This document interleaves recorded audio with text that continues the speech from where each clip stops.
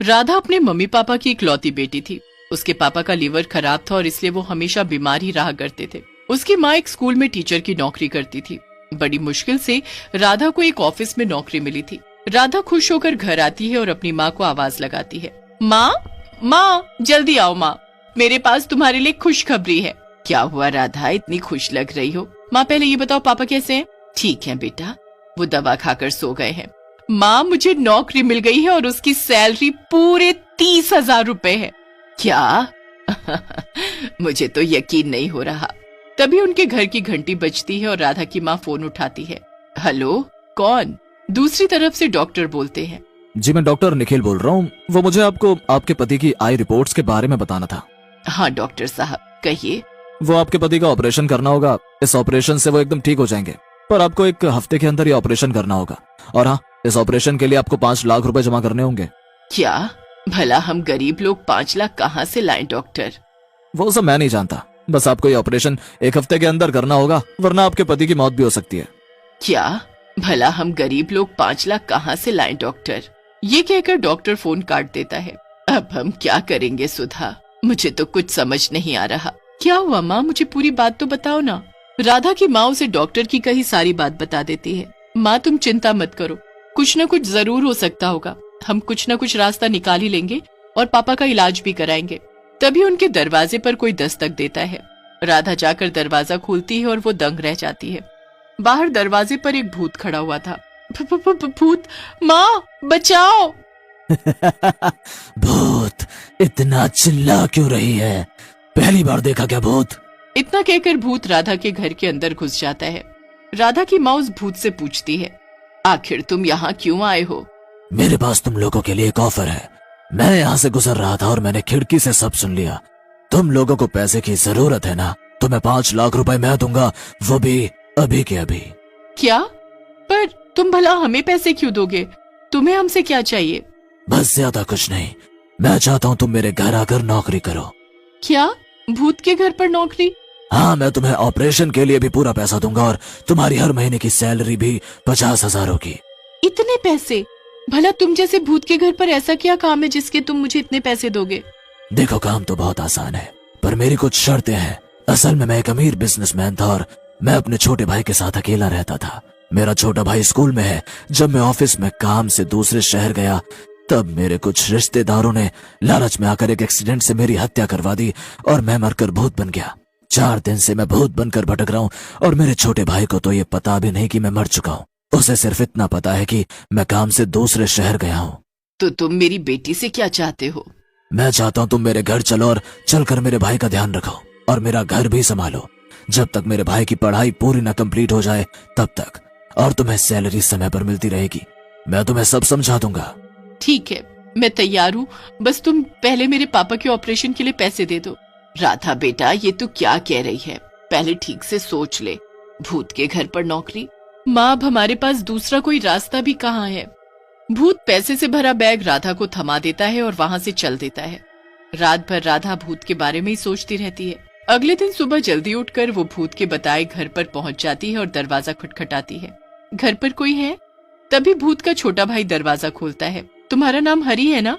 हरी, मुझे तुम्हारे भाई ने भेजा है दूसरे शहर से। वो कुछ समय तक के लिए यहाँ वापस नहीं आ पाएंगे। तब तक मैं तुम्हारा ध्यान रखूंगी ताकि तुम टाइम पर स्कूल जाओ और पढ़ाई करो, ठीक है ना? अच्छा, ऐसा क्या? ठीक है, फिर आप अंदर आ जाओ। भूत का घर वाकई में काफी बड़ा और आलीशान था। जैसे ही राधा घर के अंदर जाती है, वो देखती है कि भूत सोफे पर बैठा हुआ था और उसे ही देख रहा था। राधा भूत को देखकर थोड़ा डर जाती है, पर फिर हरी के वहां होने की वजह से वो उससे कुछ नहीं कहती। हरी, तुम्हारे स्कूल का समय हो रहा है ना? मैंने सुना है कि तुम 4 दिन से स्कूल नहीं गए। चलो, मैं तुम्हारे लिए नाश्ता बना देती हूँ और टिफिन बॉक्स भी। फिर तुम स्कूल चले जाना, ठीक है ना? ठीक है दीदी, फिर मैं जल्दी से तैयार होकर आता हूँ। इसके बाद राधा किचन में काम करने लग जाती है। वो हरी को नाश्ता खिलाकर और टिफिन देकर स्कूल भेज देती है और फिर वो भूत के घर वापस आकर वहां की सफाई करने में लग जाती है। सफाई करते वक्त जैसे ही राधा की नजर पास रखे शीशे पर पड़ती है, वो चिल्ला पड़ती है, आ बचाओ! शीशे में राधा के पीछे खड़ा भूत दिखाई दे रहा था। अरे तुम चिल्लाई क्यों? मैं ही तो हूँ। ये तुम बार बार अचानक से आओगे तो मैं तो डरूंगी ही ना। वो तो शुक्र मनाओ कि अभी मैं सिर्फ अचानक आता हूँ, वरना शायद तुम्हें नहीं पता भूतों को इंसान को देखकर कितनी ज्यादा भूख लगती है। ये सुनकर राधा थोड़ा घबरा जाती है और फिर से घर की सफाई करने में लग जाती है। तभी कोई दरवाजे पर दस्तक देता है। अरे, अभी तो हरी के आने का समय भी नहीं हुआ, अब कौन आया? तो तुम जाकर देखोगी या मैं जाकर दरवाजा खोलूं?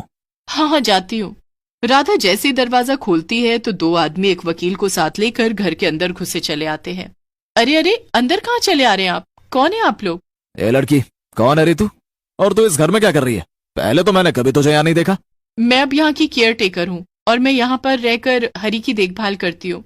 राधा डर जाती है कि कहीं वो लोग भूत को ना देख लें, लेकिन भूत को राधा के सिवा कोई नहीं देख पा रहा था और ना ही सुन पा रहा था।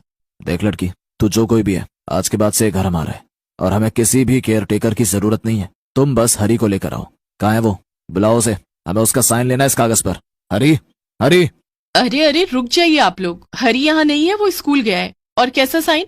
वो भी किस कागज पर? और ये घर आपका कैसे? अरे ओ लड़की, इतने सवाल? हाँ।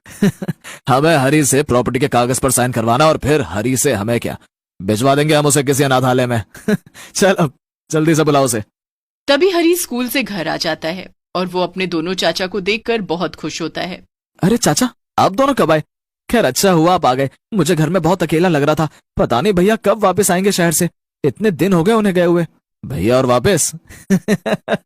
अरे शायद तुझे अब तक खबर नहीं मिली कि तेरा भाई मर चुका है। वो भी 4 दिन पहले ही। अब वो लौट कर कभी नहीं आएगा। देखो ना राधा दीदी, ये दोनों क्या कह रहे हैं? क्या ये सच कह रहे हैं? क्या भैया सच में मर गए? नहीं, चुप हो जाओ हरी, चुप हो जाओ। राधा भूत की तरफ देखती है और कहती है, तुम्हारे भैया यही हैं, तुम्हारे पास। ए केयर टेकर, क्यों बच्चे से झूठ बोल रही है? सच बताना उसे। अरे कैसे रिश्तेदार हो तुम लोग? बिल्कुल शर्म नहीं आती क्या तुम लोगों को? चुप हो जा लड़की। अरे हरी के बच्चे, चल इधर आ। वो आदमी हरी को खींचता है और जबरदस्ती उससे किसी प्रॉपर्टी के कागज पर साइन करवाने लगता है। भूत अब तक तो चुपचाप खड़ा होकर ये सब देख रहा था, पर फिर जब दोनों चाचा हरी से जबरदस्ती साइन करवाने लगते हैं तब उसे बहुत गुस्सा आता है और वो सबके सामने आता है। रुक जाओ तुम सब। और वो सबके सामने आ जाता है। सबसे पहले तो वकील भूत को देखता है और वो भाग खड़ा होता है। अरे भैया, ये वकील तो सबसे पहले भाग गया, वो भी हमें यहाँ छोड़कर। और ये भूत यहाँ कैसे आया? कौन हो भूत जी आप? मैं वही हूँ जिसे तुमने प्रॉपर्टी के लालच में मरवाया था और अब मैं तुम दोनों को मार दूंगा। अरे तुम दोनों रिश्तेदार के नाम पर कलंक हो कलंक। मैं तुम दोनों से बदला लेकर रहूंगा। क्या बेटा तू? नहीं, हमने कुछ नहीं किया। अपने चाचा को माफ कर दे, हम अभी यहाँ से चले जाएंगे और फिर यहाँ वापस कभी नहीं आएंगे। अगर कुछ किया नहीं तो माफ किस बात के लिए करूं मैं? नहीं, इतनी आसानी से छोड़ कैसे दूं मैं तुमको? इतना कहकर भूत उन दोनों को अपने जादू से हवा में उड़ा देता है और जोर जोर से जमीन पर पटकने लगता है। दोनों आदमी चिल्लाते हैं पर भूत नहीं रुकता और उन्हें जमीन पर पटकता रहता है। ऐसे ही थोड़ी देर में उनकी मौत हो जाती है। तभी भूत अपने असली रूप में आ जाता है, जैसा वो पहले दिखता था। उसे देखकर हरी दौड़कर उसे गले लगा लेता है। भाई, क्या ये आप सच में हो? आप इतने डरावने क्यों लग रहे हो? मैं तो आपको पहचान ही नहीं पा रहा। भाई, अब आप मुझे छोड़कर तो नहीं जाओगे ना? बिल्कुल मत जाना भैया। हाँ हरी, मैं तुम्हें छोड़कर नहीं जाऊंगा, पर अभी नहीं तो कल मुझे जाना ही होगा। लेकिन हाँ, जब तक तुम्हारी पढ़ाई खत्म नहीं होती तब तक मैं यही रहूंगा और ये दीदी भी।